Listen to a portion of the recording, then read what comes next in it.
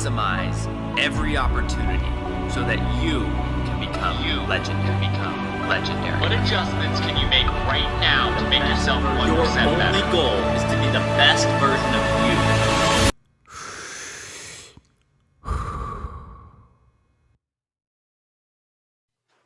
Welcome to Becoming Legendary. Brian, how you been, man? Good. How about you, my friend? So good. So nice to see you. So it's been about a month since we last caught up on here. What's new in your world? Lots of things. Many new things are new. I don't even know where to begin, right? It's only been, less than 30 days since we last chatted, I think. Yeah. Goodness gracious. It amazes me what changes in 30 days. What's new? The newest things in my life are all yogic related, to be honest with you. We're growing our membership over at Yoga 6 in Scottsdale, Shay. So we've got a good uptick in the number of people showing up at our studio, which is really exciting. Cool.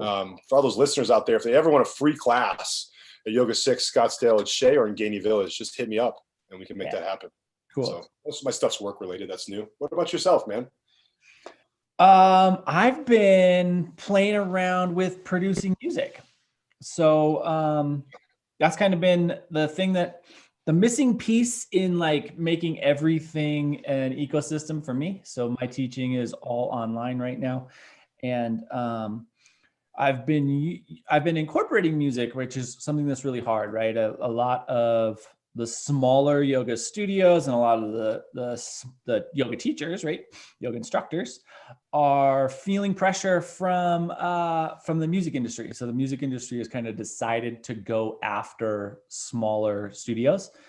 And if you're playing music in class, there's some like crazy law where they can charge you hundreds of thousands of dollars because the yoga class is a performance under their definition, and they want you to pay a couple hundred to between $300 and $1,000 a month to be able to play music in your studio, right? And for a small yoga studio, I can tell you that's pretty darn impossible. Yeah. So I've been working on creating music that is yoga appropriate, and I'm not going to sue you. So that's a good thing. That's a good thing. Yeah. So I've been doing that. I have my first album released middle of January, and where do I find this work of yours? Spotify, Amazon Music. The only place that it's not is Apple. Apple's not taking any meditation music these days. Weird. So yeah, it seems like a genre that can use a little love. I certainly don't think everything in the world has been created, but Apple's not taking any of that in. But anywhere else that you get music, you can get it. Awesome. And it's fun. So that has been the like little passion that I've found in the last month, and I've been enjoying the heck out of it. It's just incredible because that passion is one I share myself too. I don't know if I shared this part of my story with you though, but I went to DJ school here in Arizona. I did. I went to Scottsdale Community College for 2 years, and I have my my certificate of disc jockeying is what they call it. Okay. And so I got 2 turntables, I got a microphone, and I got a mixer. I've got Ableton Live on my computers. I've got all kinds of beat matching and beat making type of instruments here in this closet to my your left, my right. Wow. it's talk about an endless rabbit hole, man, you've gotten yourself into it. But again, it's a really beautiful way to express yourself. Yeah. And it's something that I see, I love how we motivate each other in this way, because I might have to break out my gear and start to mess around with it, man. Or at least bring it up to your crib when we meet again. Make something together. Heck yes. That is so cool. That is so cool. Okay, so I know that you have some pieces that you have something that you really want to talk about this week. So I'll just let you introduce that. Perfect. So I really thought it was. I get a lot of people who say to me, wow, you are a great yoga instructor. Yeah. And the word instructor was kind of holding me up. So I wanted to do some research into the differences between what the word instructor means versus teacher.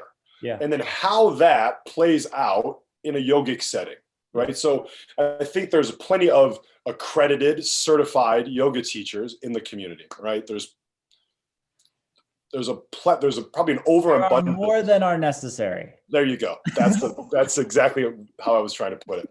So with having said that, right, this is going to be just a deep dive into sort of my experiences, Patrick's experiences of what makes a great teacher a teacher versus an instructor. I think there's a big, really difference there when you start to really get into the nitty and gritty of it. Yeah, I think this is a fun / scary conversation.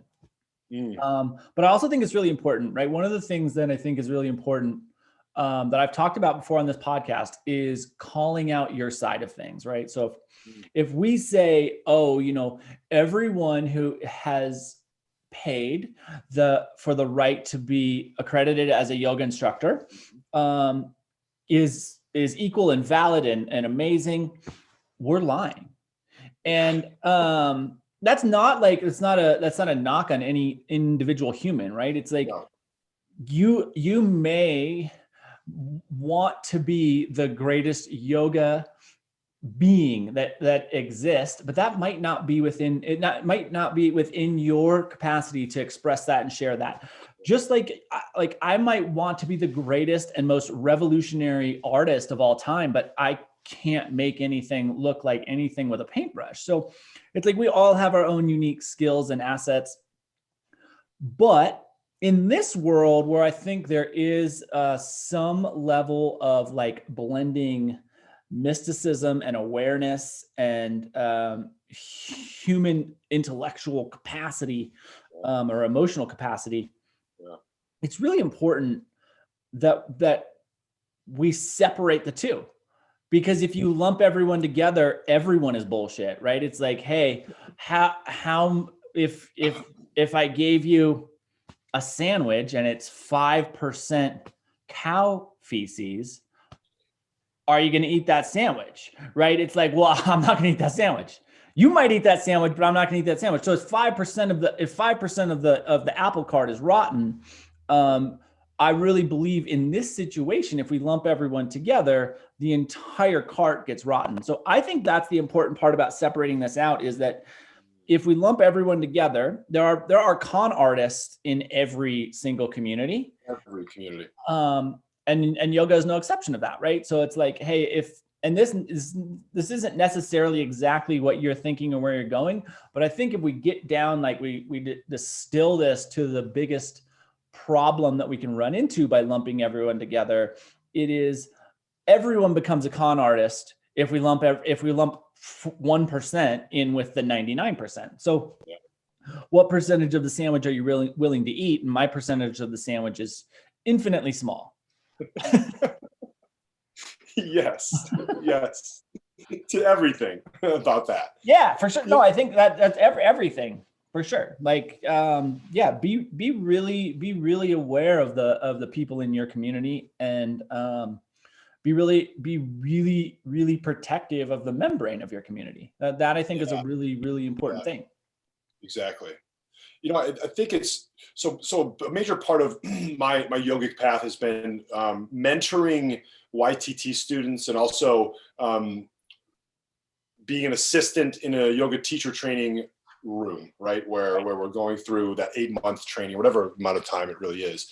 And so what I've learned is that there are several different kinds of people who are seeking the yogic path, right? So there's one who's seeking that teacher or instructor role, right? That's their end goal. And then you have the other students that are simply just there for either personal gains or personal exploration, spirituality, maybe just to understand like their left side and their right side. So that body awareness, it can be very simple in terms of that, or advanced and sort of etherical in terms of the spirituality, right? So there's a big gap between the differences of people who want to become a yoga teacher trainer. Yeah. And so I'm going to start with something basic that really, really may seem elementary, but it's a really critical part of being a really good yoga teacher. And it comes to two things right here.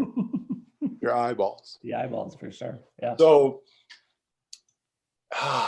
I've noticed that some of the greatest teachers I've ever taken class from have the ability to have eye contact with the students before, during, and after the class. So there's 3 little connection points, right? I've been told, one time I was told not to look at a student in their face when you're teaching, not to look from the neck down, right? Because you can have mixed signals, what's going on in their facial expressions and stuff. Yep. I kind of go with it the other way. I like to look at the whole being, right? Because I think it's really important to understand the whole picture when you're moving through something that important as eye contact, right? And moving through that relationship, because that's what it really is. It ends up being a relationship in the classroom setting.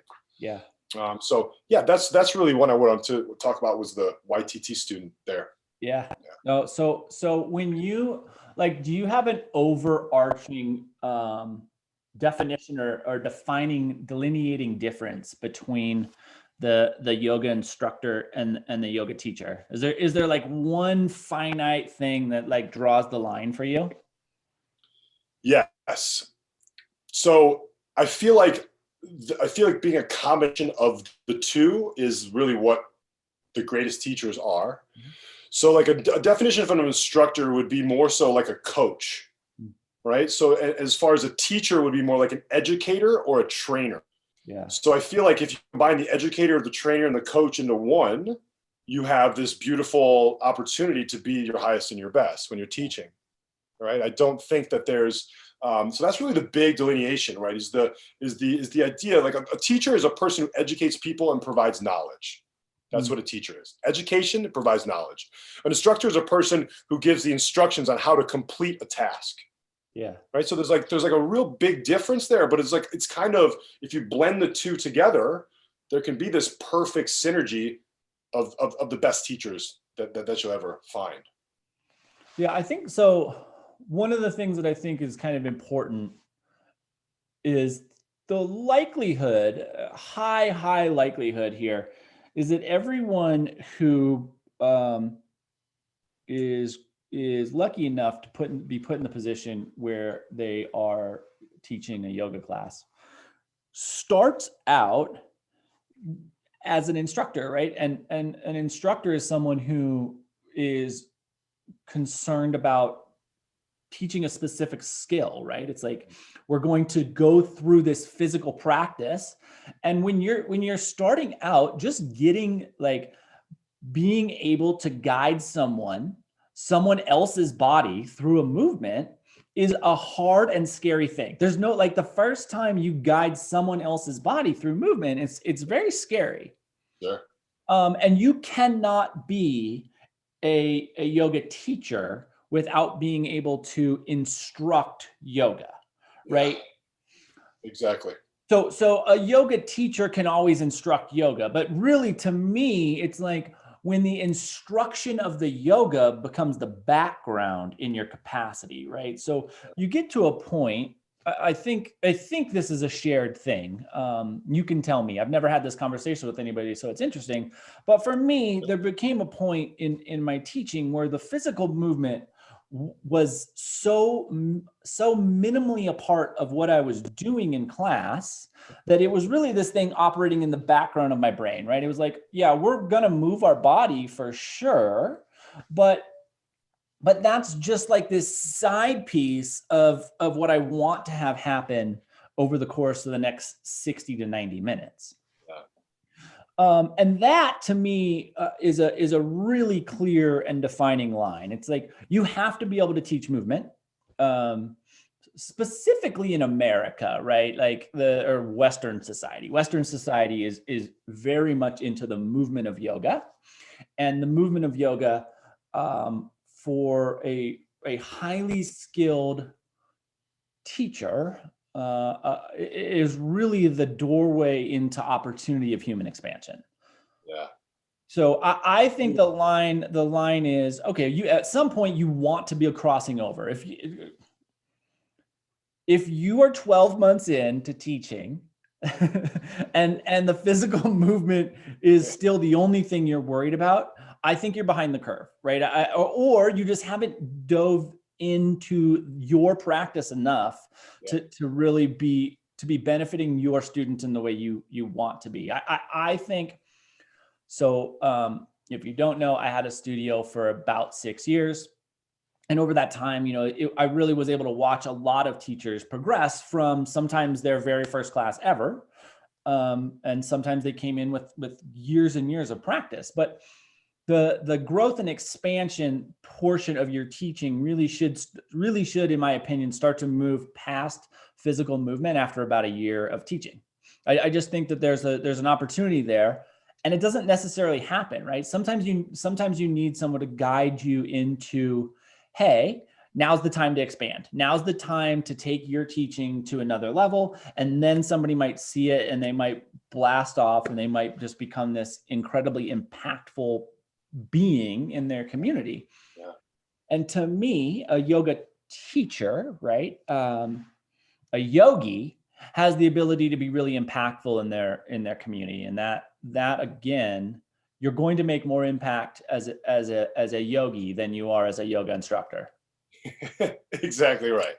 And I think I want to talk about the layers you talked about in the classroom, right? So that's a great way to describe it. The physical movements of the body that's what everyone in class is coming for. Without a doubt. Right? I'm here because I know there's going to be some warriors. I'm good at those. I don't really like chair pose, but I need to work on the strength of my quads, right? I'm feeling really stiff today. My posterior chain, my back body needs to be stretched out. So that's really level one. Students are looking for that piece, and they're guaranteed that's going to happen in the classroom 100% of the time. Yeah. The layers of which you talk about that really make a teacher or a yogi come with energetics. They come with that reciprocal relationship, like looking at somebody in their eyes when they're in that warrior one and being able to look past the uncomfortability of the shape and then be able to guide that student back, either with just your eyes or with your words, back to their breath, back to the sensation in their body, back to the practice itself, right? So there's the physical movements, there's the energetics, there's the spirituality piece that comes into it, right? That connection to mind, body, and spirit, which is really profound. Yeah. If you have a teacher who's able to convey that, or if you have a teacher who's connected to themselves, right? The mind, body, and spirit. I think you mentioned it, in order to transcend that yogic room and provide a student something that they weren't expecting in that experience, one has to be deeply embedded in the practice themselves. Whether or not that's, sometimes I find, whether or not that's meditation, that's asana, whether that's just the consciousness or intention, right? I need the buzzwords you want to use around the yogic. That is really where the teachers separate themselves from just telling you how to do something. But I have a little comparison chart of what a teacher is versus an instructor. Yeah. And me, my prepared notes. So an instructor tells you how to do it, whereas a teacher tells you what to do. Yeah. So an instructor is telling you, right foot back, inhale your arms out and overhead, you have crescent warrior. Well, from there, what the hell do I do? You know what I'm saying? That's the teacher piece. That's what do I do from here? Yeah. So there's so many things that are happening in the yogic space that are beyond the description of a class. You know what I mean? You get that little 3-word little explanation of what the class structure is or what to expect. Yeah. And you'll get into a class and it can be the most scary part as a teacher, as a new teacher, or even sometimes I still get nervous and have anxiety or get scared because there'll be portions of my class where we're going to a place that either energetically or spiritually, where the students are challenged, where they're forced into maybe break into a new level, a new layer of themselves they weren't expecting. Yeah. Then the teacher's responsibilities, you have to step up to the plate, right? Yeah. You have to really enforce. You have to really show them what to do in that space, right? So it becomes very much a reciprocal relationship throughout the entire experience. Those are the best teachers, where they're reading the room. They're coming into a situation where maybe they had a long sequence planned, right? Mm-hmm. Whatever's showing up in front of them is just not going to be able to either handle the sequence, or it just goes out the window at that point, right? For whatever reason. And you have to really then come, or I like to say, allow spirit to speak through you. Right? Get out of your own conscious head, trust in your trainings and your teachings, and just allow that to move through. Yeah, those two really important points there, I think. One is the overarching point. I think a teacher is never there for themselves. Boom. Yes. So that I think is a piece, and there are people teaching yoga who are there to feed their own being, right? That they show up because it makes it, they draw energy from the students, right? And I think that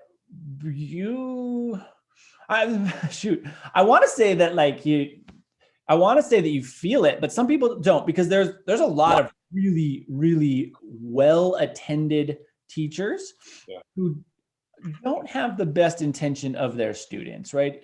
If you're in a yoga practice and there's 150 people practicing at once, and the person guiding the asana portion of the practice says, okay, now everybody kick up into handstand, I'm going to tell you right now, that's not a teacher that's there for the students, because 150 people are not just going to happen to show up who have the capacity to do a handstand in a packed room.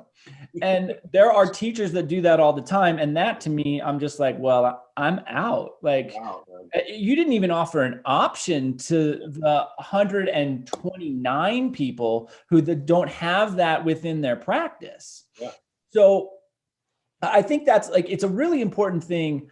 And I'm like sounding really harsh, but I'm only harsh because I want to weed out, I want to separate the 95% from the 5%, right? Like, I just want to give people the ability to find the insights. So when you're in that 5%er class, and when they're taking energy from you and not giving energy to you, you immediately have something where you're like, oh, yeah, that's a problem. That doesn't work. You're not in this for the community. And I think one of the things that makes it really hard, and I may or may not make it back to that second point, but I think we are in a really interesting situation in that business and yoga don't blend beautifully, right? And the majority of no.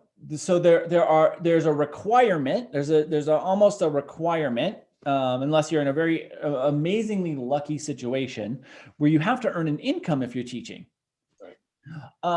So there's nothing wrong with earning an income, right? Like, it is a required part of a capitalistic society with which we exist in. So there's zero inherently bad about that.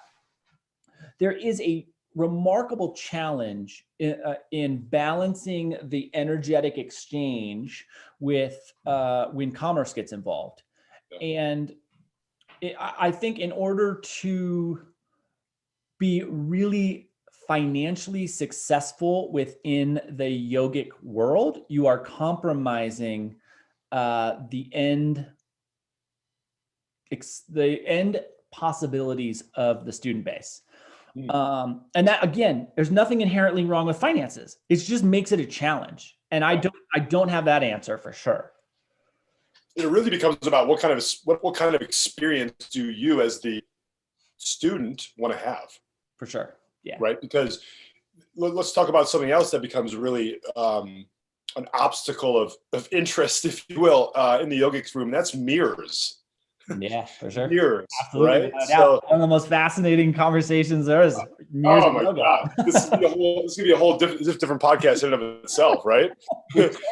There's this one teacher that I know, and his or her name will go untalked about. Yeah. But the being teaches looking at him or herself inside the mirror.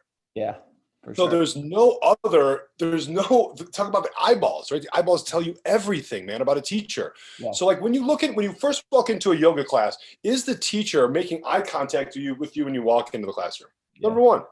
Number two, is the yoga teacher have his eyes open when he's introducing the class? Yeah. Or are they closed? Are they looking at the mirror? Are they looking down at the earth, at the sky? Is he looking at his watch? Like all this stuff is information for you, the student, to gather.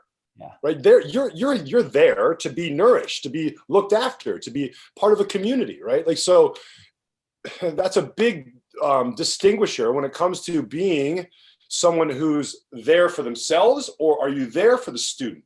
Yeah. Because there's a bigger picture of what we're all after, right? Which is, in my humble opinion, the reason why I teach yoga is because I love to bring a student into a deeper relationship with themselves through their breath, through the asana practice, and through the simple fact that you're like nourishing yourself through the movements, right? So there's like three components of that. Yeah.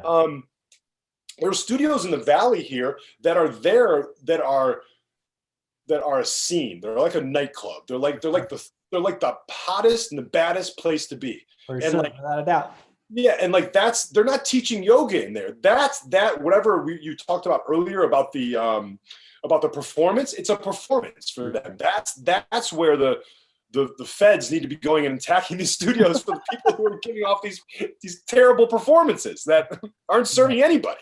You know what I mean? So I think they serve the person who the center of attention, right? The person leading that class is drawing energetically from every single being in that room.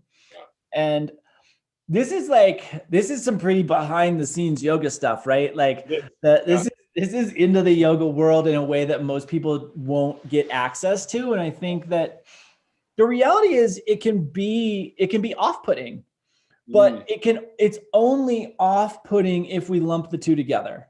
So like, I am not saying that I am a perfect being, right? Like, spend a day with me, you're gonna know I'm not a perfect being.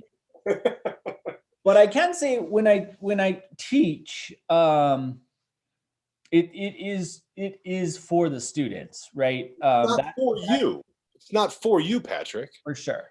Yeah. Right? Absolutely. It's not for me, Brian. Right. I've chosen this path, or the path has chosen me. Yeah. I think there's a blend of both that's happening there with my particular story. Yeah. And I've been in the seat of a human being who's disconnected from themselves, who doesn't feel worthy, who has anxiety, who has stress, who doesn't have confidence, who maybe even sometimes doesn't even know if they really belong here on this earth. Like, I can go deep into my own story, which that's a podcast. But my point is like, I do it for a person out there who needs that knowing or that reflection that a transformation or a turnaround in their life is possible. Right? Right? Does that make sense? Like, or the access to their humanness is available. I teach like 12 plus classes of yoga a week, which is the most I've ever taught. And this has been going for the past months. I've never felt more strength, more power, more knowing, more peace in my physical being, because I've been such to so many people that the more that I give, the more that my gift strengthens inside. Yeah, for sure. And so with saying, thanks East Forest for that quote. We'll get him on the podcast in a future one, but that comes from him. I'm not going to claim it. But I give my gift so that I strengthen it more inside. Yeah. Whereas you can look at it the opposite, the flip of the teacher that looks in the mirror, the teacher that is there for themselves, that gets energy off of themselves, basically teaching yoga just to keep them standing deep. Like, you know, there's that much of a pull or a, you know, like an energetic need, right? Does that make sense? For sure. With that. And I think there's a big, big difference. So I encourage you, the student or listener, just to be aware, right? There's no judging involved. This is almost just like I'm there to collect information, one for myself. And dude, does this feel right? Like, does the teachings feel authentic? Yep. Has he looked me in the eye? He or she looked me in the eye. You know, am I able to feel safe? That's another piece, right? Like, does the teacher hold that piece of safety? Does he or she bring the word up of safety? Because like sometimes when I've included this cue, and I think it's really profound. Like when you close, I invite you to close your eyes if that feels safe for you in this moment. If it doesn't feel safe, feel free to open your eyes and receive light. So you have the option for students. There's always options, man. Options are the key thing. It's not just everyone do a handstand, 150 people, now go. It's like, here's an option for a handstand, but here's an option for, you know, maybe just a headstand, or maybe like a supported crow pose, or whatever you want to throw in there. You know what I mean? Like, there's just ways to incorporate everybody, and everybody, and really be able to. I'm lost my train of thought, man. I went off on a tangent there. That's perfect. I think this is an interesting and fascinating conversation because we are looking through, you know, going back to the mirror, right? We're looking through a two-way mirror here. And for a lot of students, they're on the reflective side of the mirror, right? So from the reflective side of the mirror, it's really hard to see some of this stuff. And that's why I think it's important. I didn't have any awareness of the bullying mentality. There is, I hate the word drama in a way that is visceral, so I try to avoid it. But the reality is there is more BS in the yoga community than you would believe. And it's not because people are in yoga for the right reason, right? Like I have had really close partnerships with people who I have said, you know, when am I going to get rich? And you're like, oh, in this industry, I would say never. If that is what you're looking for, I would go elsewhere, right? Because it's not, you're not going to get rich teaching yoga. And you probably shouldn't. I think it's the other thing, right? Yeah, right. I think that having the opportunity to earn a living, you know, one concept, I don't know if maybe you and I talked about this. Maybe we even talked about it on a podcast, but there's I think it'd be really beautiful if local communities just said, okay, you know, there's 1,000 houses here, and we're going to pay someone to teach yoga to these 1,000 houses. And that is now this is your responsibility. You're going to teach yoga to this community, and this community is going to have this opportunity to grow and flourish in their practice through this experience. And the amount of required financial commitment from 1,000 people is so small to support a yoga teacher. It's insane.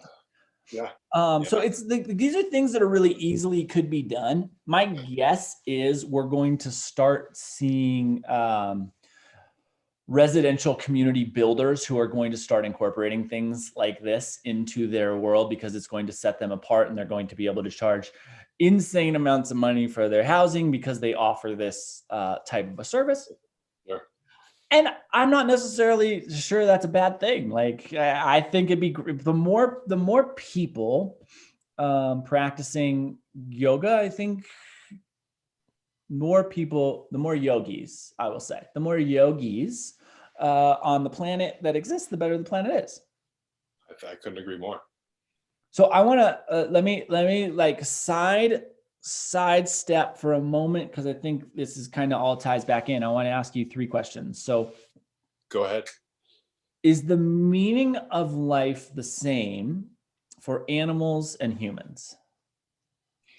Is the meaning of life the same for animals and humans? What in God's name does that mean? No, I'm just kidding. Say it to me one more time. So do animals and humans have the same meaning in their life? I don't think so. Okay. No. Can you tell me why?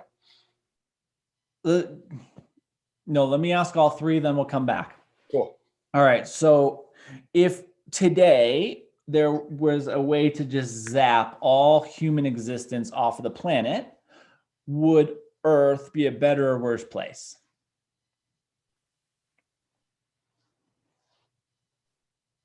Better? Okay. That's a tough one. It's a fascinating conversation. So let me ask the last one. So, yeah. And I think this kind of just gets us right there. But what will happen in the future when humans are no longer here, right? There will be a time on this planet in the next billion plus years where humans will not exist. What will happen to this planet at that point? It'll come back to its original peaceful state. Right? This flourishing state where the humanism isn't mucking everything up. You know? Well, so I was having this conversation. I had a conversation. So there's this very touristy spot in the western slope of Colorado called Glenwood Springs. They have like the world's largest hot springs, or at one point it was the world's largest hot springs. It's a giant hot springs, right? And it is an entire community that exists off of the tourism of that one natural phenomenon. Yeah. And over the last 9 months, COVID, right, the tourism is gone. I have seen in the last 2 months about 20%. In the last 2 months, about 20% of the businesses have gone under. And I'm having a conversation with my family about that. And, I'm saying, hey, I'm sad for all these people. Yeah. And they were like, well, Glenwood will be fine, right? Eventually, tourism is going to return. And that's 100% true. Glenwood Springs is not going away. It's going to be there. It will be successful in the future. That's going to happen. But all the people who lost their jobs and their businesses and maybe their homes and their ability to protect and feed their family, I feel for those people. I know that experience. So when I'm thinking about that, it's like long term, yeah, great. And it's the same thing in global warming, right? It's like, hey, global warming is going to cause massive problems for human beings. Yeah. You can look at that and say, hey, that's a problem that I want to solve. Or you can say, we don't need to solve it because the world will figure it out. And the world, like this planet, will figure out global warming without a doubt. Like if you want to say it's a natural phenomena and it doesn't matter, it's not going to do anything, you're wrong, because it's going to do things to the organisms that are alive currently today, because we are designed to live in the environment in which we live in. And if we change the environment, well, guess what? We're not going to do that well. Yeah. So you can look at global warming and you can say it's not a problem because the planet's going to figure it out. That's true. But that doesn't mean that it's not a problem for the things that are existing right now in this moment. So to me, I think that the way that we look at problems can be really integral in the solutions that we're looking for. Yeah. And I think when we're tying that back into the conversation we have, first I want to go with why is the meaning of life for animals and humans different? So let me give you that opportunity. I think,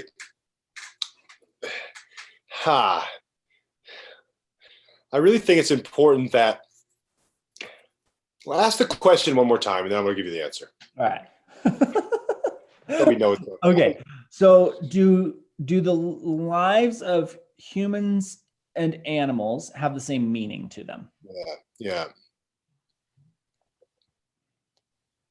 I think I said no, right? I think you said no. Yeah. Yeah.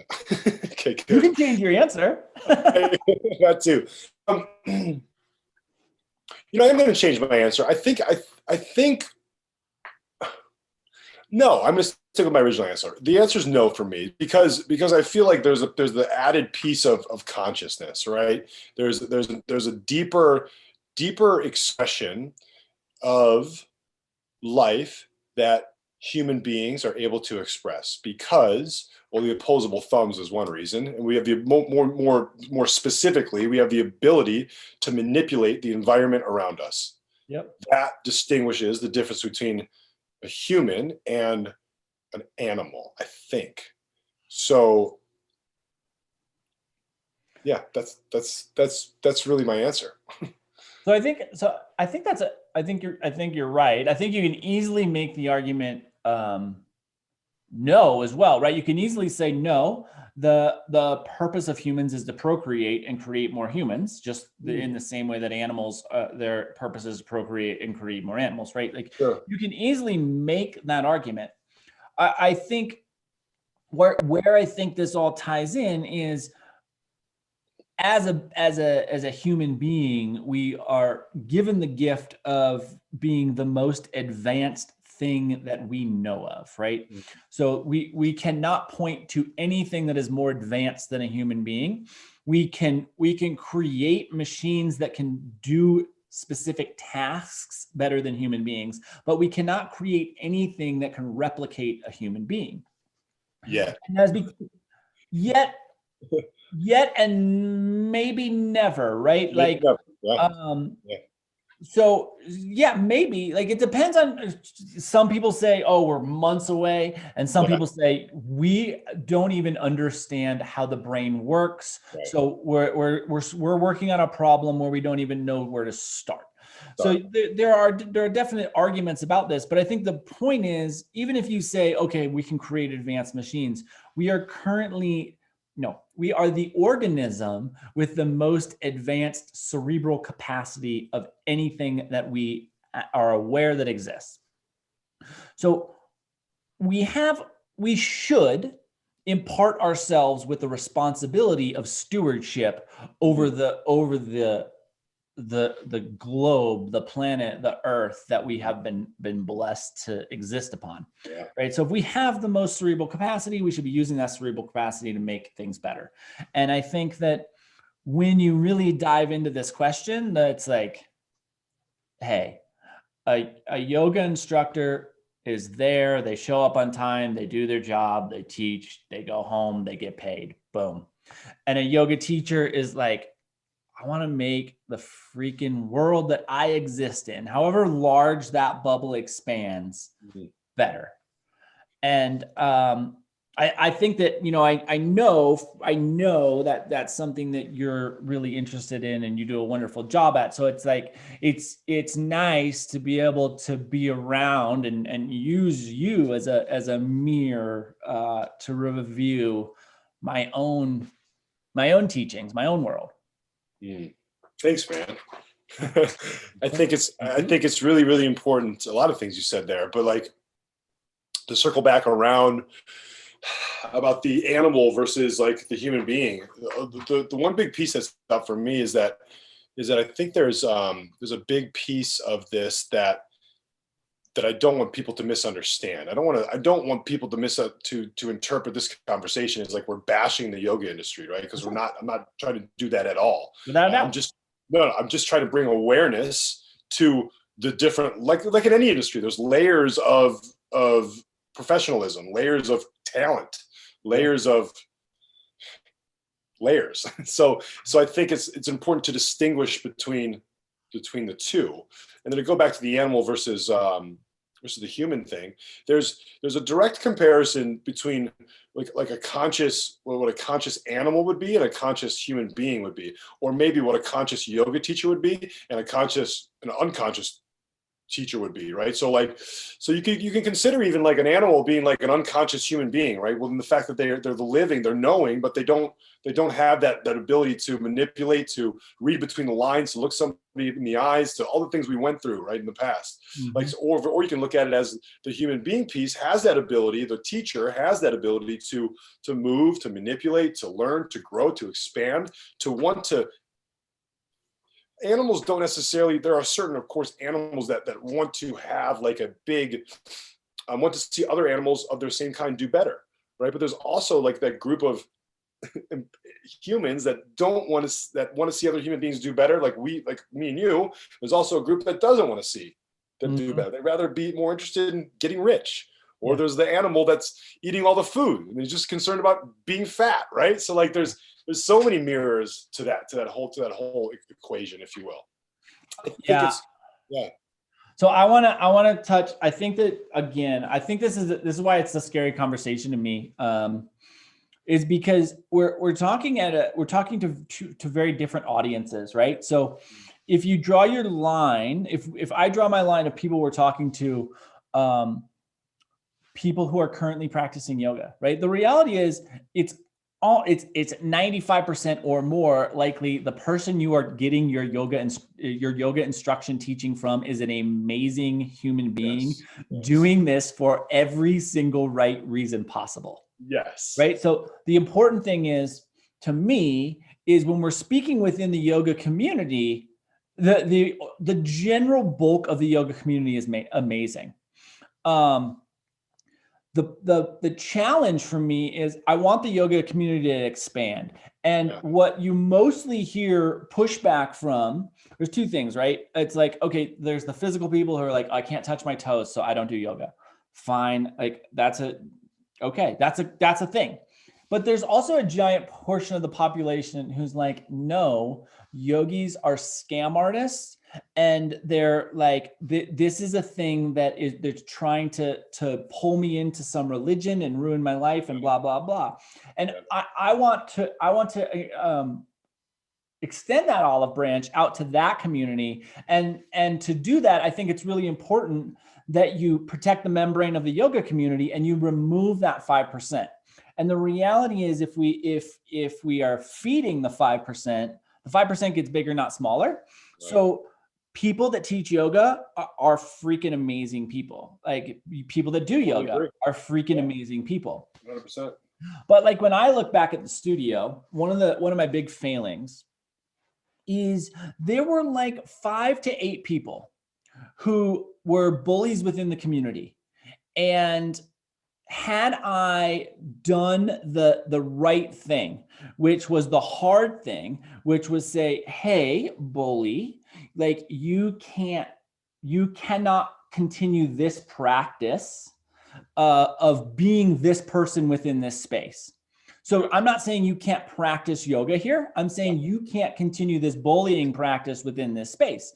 And if I really believe if I, year one, right, had just gone out and pulled out 5 to 8 people of a group, of a relatively large group of people, you remove 5 to 8, and then you have this other 100 who are just like amazing individuals. I think that the flourishing of the community would have been exponentially larger. And I think it's the same thing with teachers, where it's like, man, everybody is not amazing, but almost everybody's amazing. Yeah. So what do we do to get it to the point where everybody's in this for the right reason? Because if you have 10 people who all have the same goal and all have the same idea and want to do the same things for the right reasons, you can accomplish pretty much anything. But if you have 9 people who want to do those things and one person who wants to sabotage it, that one person who wants to sabotage it is going to have a pretty high success rate of sabotaging the success. Yeah. So I think when we're talking, it's a challenge, because if you're talking within the yoga community, almost everybody's amazing. But if we're talking about the people that are seeing the yoga community from the outside, the likelihood is if they're not joining, there's a reason. And it can be because they've interacted with somebody who wanted to scam them. And I think that exposing that is really important so that yoga can flourish more.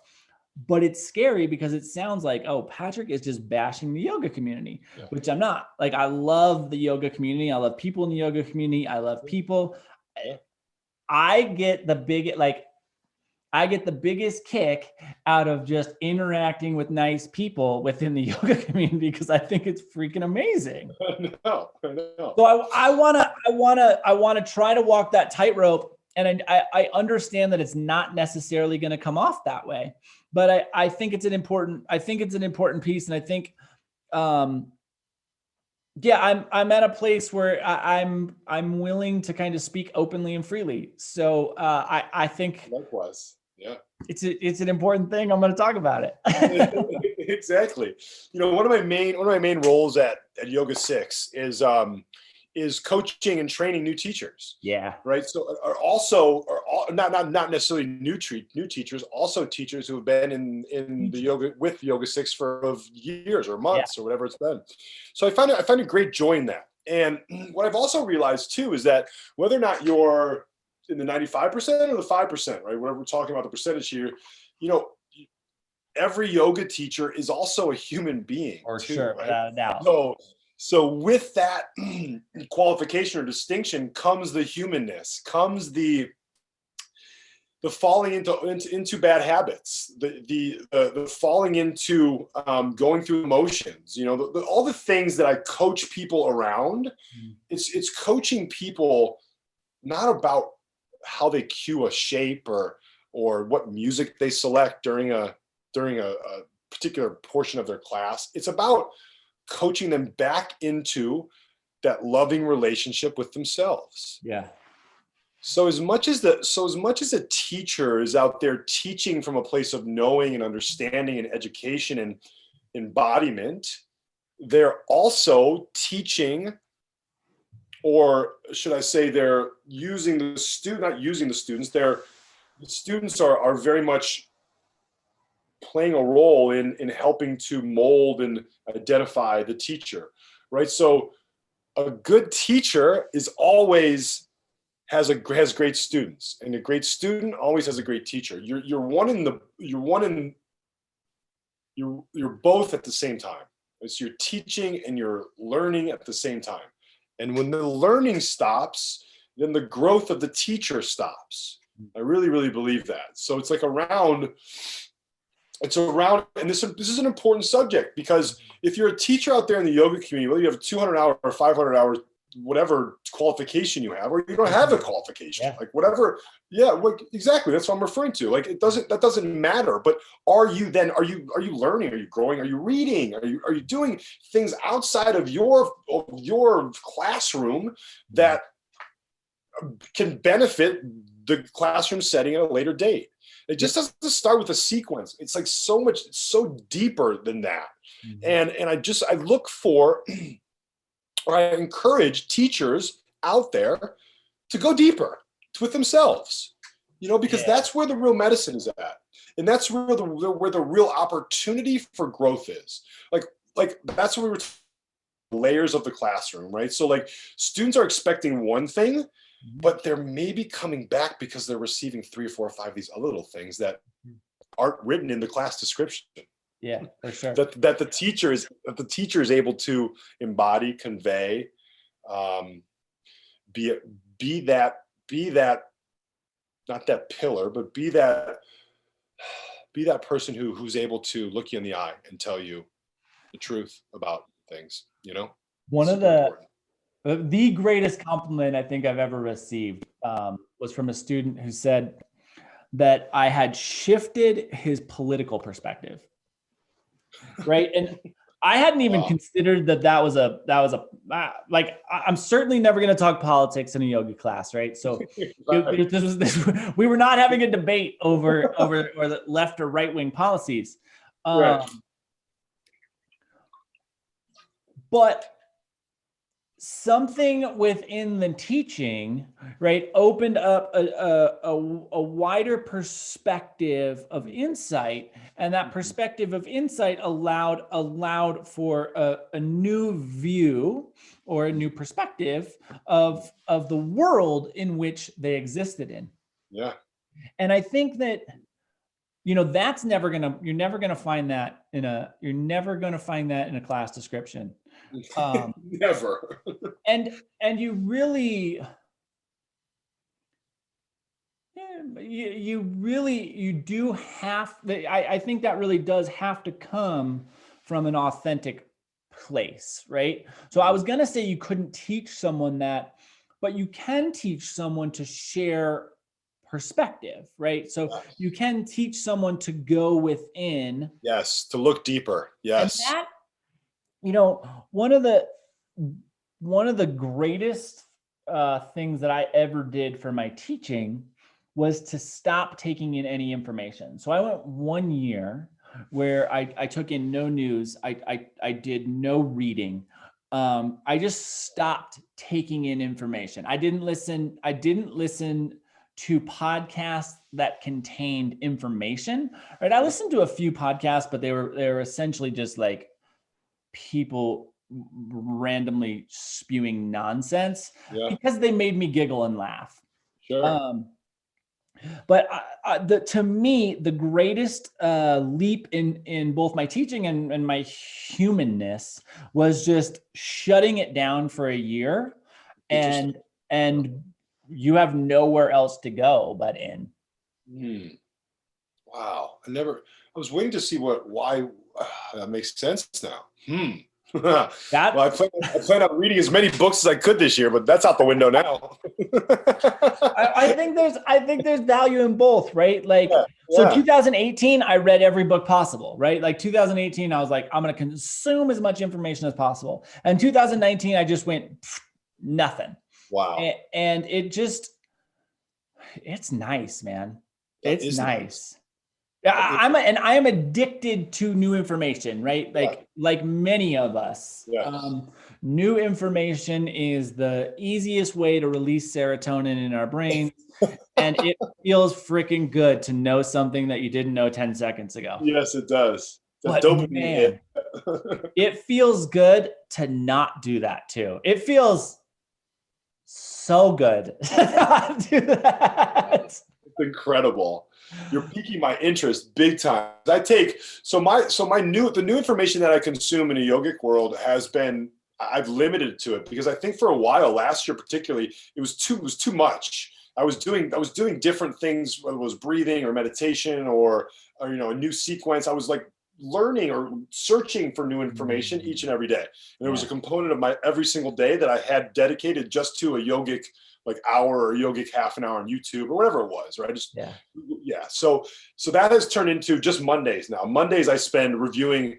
I like to look at other teachers' classes, teachers that I have never even heard anything about, like just random teachers. They're not like the celebrity IG teachers you would maybe for sure trend towards. But so these are just like one-offs that I'll go on YouTube or find on an app, and I find that really valuable to help with a cue or help with a new shape. I'm just learning. I'm just like adding little tools to my toolbox for the actual asana portions of the classes.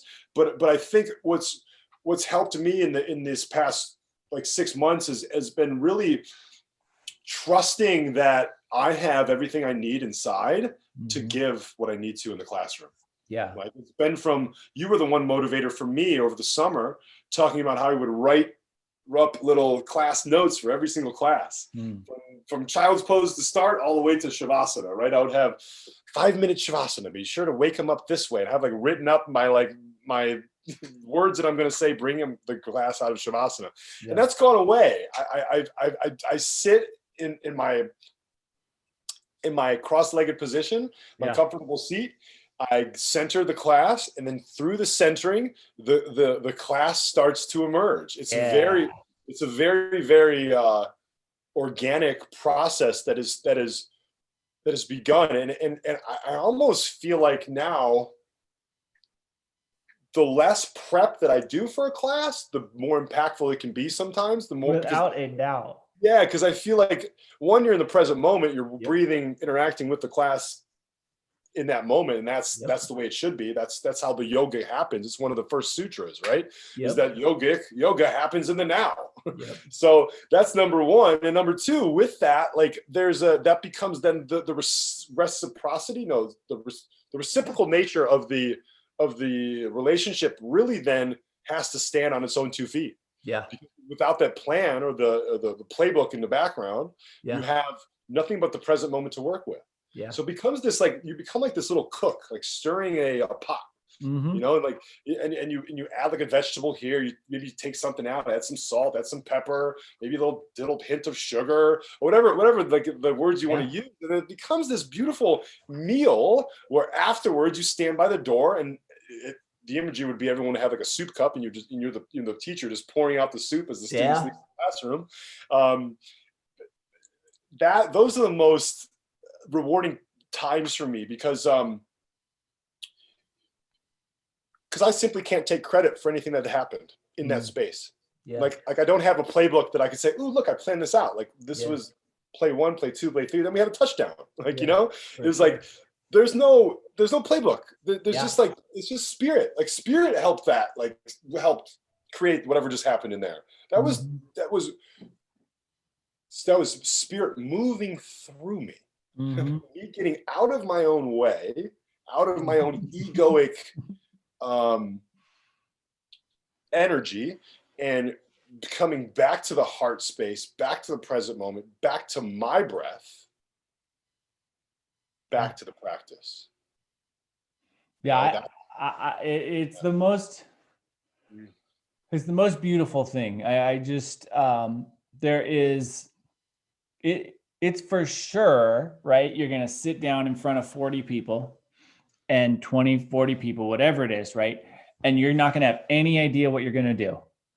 And there's something like gutturally terrifying about that, right? It is. Like, cool, I am about to make a fool of myself for 1 hour. This is going to be great. But, and it requires, right? In order to get there, you have to be able to do what we started with, right? You have to be able to do the physical practice. Yes. The physical practice is why people showed up. So if you are not confident in your ability to teach bodies to move, you cannot do this. No. You need to have that safety net of a plan. But when you remove that safety net of the plan, but the safety net of a plan also becomes a limiting plan, right? Because now you are stuck and you cannot get away from that plan, because if you do, you are no longer safe. So that's it. It's like you have it there. When that goes away, when you are willing to walk the tightrope without the net, you're there and you're present in a way that is not possible with that limiting factor of this is what's going to happen. Brilliantly said, man. Yes. And it's beautiful space. It is. It's some of the most impactful space I've ever found myself in. Yeah. It becomes it becomes a little bit of a you're like, for like a hunting example, you're like 50 yards away from the deer. You know what I mean? You can't move a muscle, but like when you move a muscle, you got to move this muscle too, because like it balances it out. You know what I mean? So it's like you have to be able to trust in yourself. That's a big key component, right? Yeah. Yeah. So I want to circle back to the conversation where we're speaking about adding new information, because there's this saying that I developed while teaching a class, which is novelty is the antithesis of depth, right? So anytime that we're adding new, we're taking away the ability to get deeper. So it's true that when we are expanding and broadening our horizon, we're adding. Where I want people to be willing to think about the fact that, let's say I only know 2 things, right? I'm Patrick. I'm not that capable intellectually. I know 2 things, and that's what I'm good at. Well, I could make that 3 things, right? If I worked really, really hard, I could add a 3rd thing, sure. Yeah. But it would come at a detriment to the 2 things that I already know, because I could go deeper into those 2 things, right? The moment, especially in yoga, when you're like, oh, I'm done, you're wrong. Yeah. That's when it begins. There's never a point, right? And this is a thing that I think can happen to students pretty easy, right? Is like, oh, I know crescent. I know triangle. Yeah. I know these shapes. So when I get there, they're just boring. I'm just waiting for the next one, right? Yeah. If you're waiting for the next one, you're doing the same thing as you're adding to that horizon, right? It's like, no, you're right here, right now. You're in a triangle. What? That's amazing. But there's no perfect triangle. There is an experiential quality to the triangle that you're currently in this moment. Where can I dig deeper into the experience that I'm currently in, so that the moment that I'm currently in becomes the blossoming of the full potential of the moment that I'm currently in. And you can look at depth as adding information too, right? So that's the thing that I think is important, is if you take out the block of, oh, this is something I've done before, and instead you say, oh, I'm in a experience right now that is brand new because it is the moment that I am in right now. And I also have the knowledge of all the other past times I've been in this experience. So now I know, where can I make this little millimeter tweak to the adjustment of the weight in my left foot that changes the shape and opens the experience of this shape into something I've never felt before. Incredible. And I think that's all there, right? So it's like, remember that depth is also an opportunity for you to expand. You don't have to expand horizontally. You don't have to expand with more. You can expand deeper. Yeah, that's brilliant, man.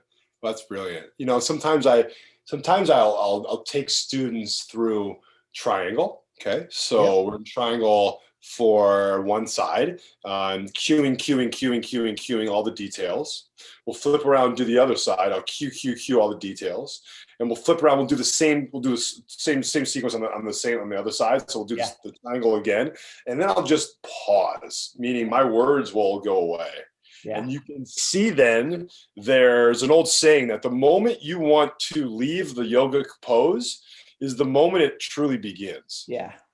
So like when you want to hit the eject button in triangle and the teacher's not saying anything and you want to know what's coming next, what is he going to put next? I can't wait. That's when yoga really starts for you. Can you breathe back into the shape? Can you look a little bit deeper? Can you take a little bit of a bigger sip of air at the top, right? See what that full complete exhale will deliver you on the back end. Like there's so much room for depth. I love that as opposed to just always expanding like from east to west. Like, can you go just south deeper, or north, whatever you want to look at it, right? For sure.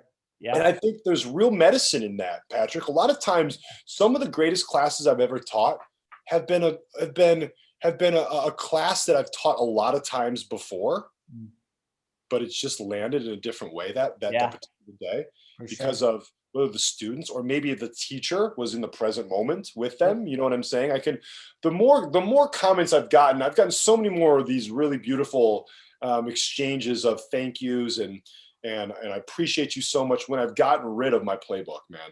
When the playbook has gone away and I've just gone with the pure organic experience, it has changed my teaching beyond belief. Yeah. So, heck yeah. I love hearing that, man. Special. It's so much fun. So much fun. It's right, man. Any to wrap this thing up, any final wisdom, insights, thoughts? Whenever you find a teacher that you really, really like, I would encourage you to stop and to ask yourself a couple questions. And the first question would be, well, what is this teacher providing me that I can't provide for myself? Right? That's number one. And number two, then can you take whatever that teacher is providing for you that you aren't providing for yourself, and then can you maybe think about the opportunity of providing it for yourself? And what I mean by that is looking a little bit deeper to what it is the teacher is providing you, and realizing that they're providing that for you because it's already inherently inside of you. Does that make sense? You're noticing what's happening from the teacher's perspective or from that teacher because it's already inside of you. So like my biggest passion is showing students what they already know. Right? I just serve as a reminder for a student's own consciousness, their own ability to feel, to breathe, and to be. Yeah. You know, and I want students and listeners out there to be reminded of that you have everything you need inside of you. These yogic teachers we're talking about, good, bad, or indifferent, are simply just willing to go a little bit into the uncomfortableness, because the uncomfortableness is where all the things you're ever needed or wanting are found. Yeah. In that uncomfortable space. Yeah. On the yogic mat, off the mat, teacher, student, etc. Yeah, it's very true. It's beautiful. Cool. Thank you, man. Been a lovely hour plus. I have enjoyed the heck out of this. I think that I'm excited. I'm excited to get feedback on this one. I think it'll be fun. Yeah, I think so too, man. And much love to all the teachers, students out there. We'll see you guys again in a month. Oh yeah, and if you want to take a class with Brian, dude, heck yeah. Reach out to this dude. Bring it on. Heck yeah. Appreciate you, man. Appreciate you.